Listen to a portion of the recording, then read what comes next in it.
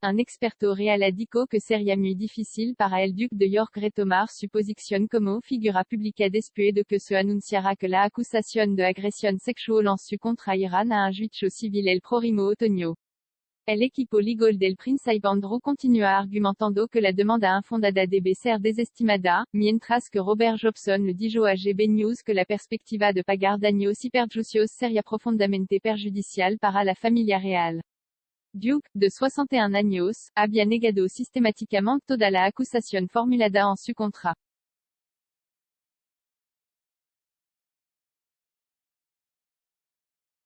El biógrafo y comentarista real, el Sir Jobson, dijo, es muy difícil volver de esto, ahora tiene 61 años y no veo que haya un papel público para él incluso después de los eventos de esto, porque el barro se pega.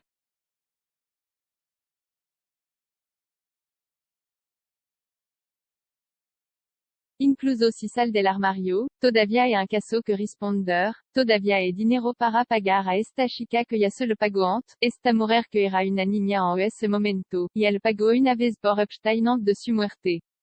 Point.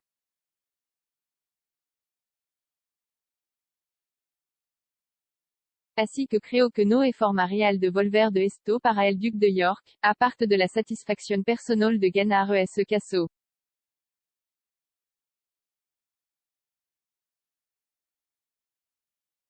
Si tiene que pagar daños y perjuicios, es profundamente perjudicial para la familia real y eso daría lugar a otros problemas, como que tal vez buscarían entablar un caso penal en su contra si de hecho se pierde el caso.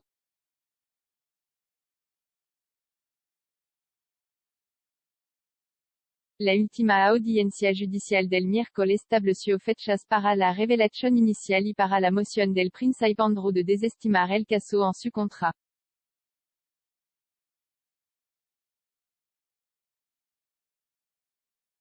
Su acusadora, Virginia Giuffre, debe responder a la moción del duque del 29 de noviembre, mientras que sus abogados, a su vez, responderán el 13 de diciembre.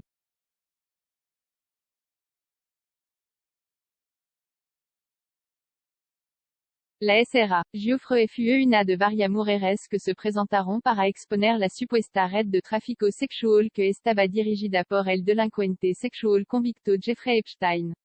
Epstein había sido un antiguo amigo de Andrew y fue visto por última vez con el príncipe en 2010.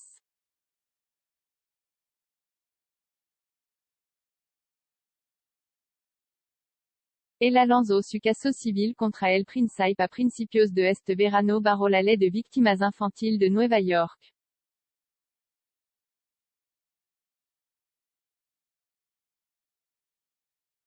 Acusa al duque de agredirla sexualmente en 3 ocasiones cuando tenía 17 años. Ella afirma que el abuso ocurrió una vez en la casa en Londres de la asociada de Epstein Ghislaine Maxwell, y 2 veces en la casa de Epstein en Manhattan y las Islas Vírgenes de los Estados Unidos.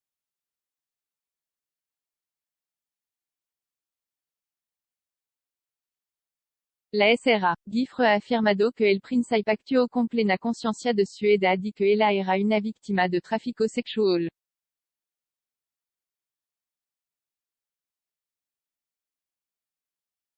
Ahora, de 38 años, busca una indemnización por la angustia y el daño emocional y psicológico significativos causado por su comportamiento.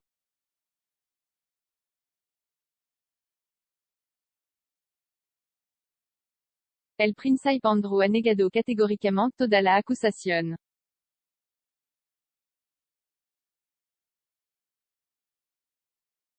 La semana pasada, los abogados de Andrew argumentaron que el caso debería ser desestimado porque la SRA. Giuffre no había brindado suficiente de tal sobre su reclamos en su contra.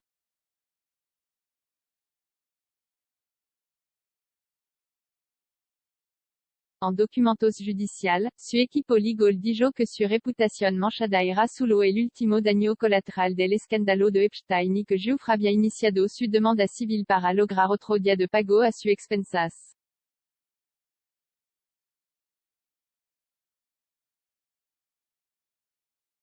Los abogados de la SRA. Giuffre y del príncipe dijeron a la corte el miércoles que tenían entre 8 y 12 declaraciones de testigo cada uno.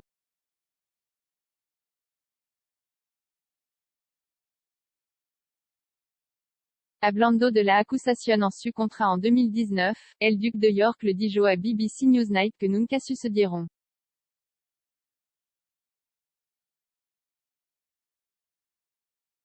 Realizó una entrevista en profundidad con la periodista Emily Maitli, donde dijo, no sucedió.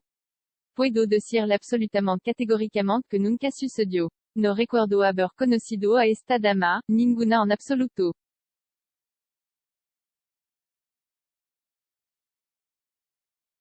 La entrevista fue recibida con una reacción violenta del público y llevó al príncipe a renunciar a su papel como miembro de la realeza.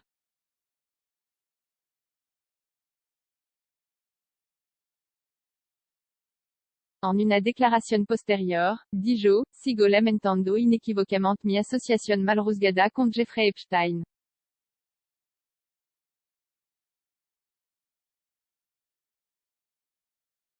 Su suicidio ha dejado muchas preguntas sin respuesta, particularmente para su víctima, y simpatizó profundamente con todos los que se han visto afectados y quieren algún tipo de cierre.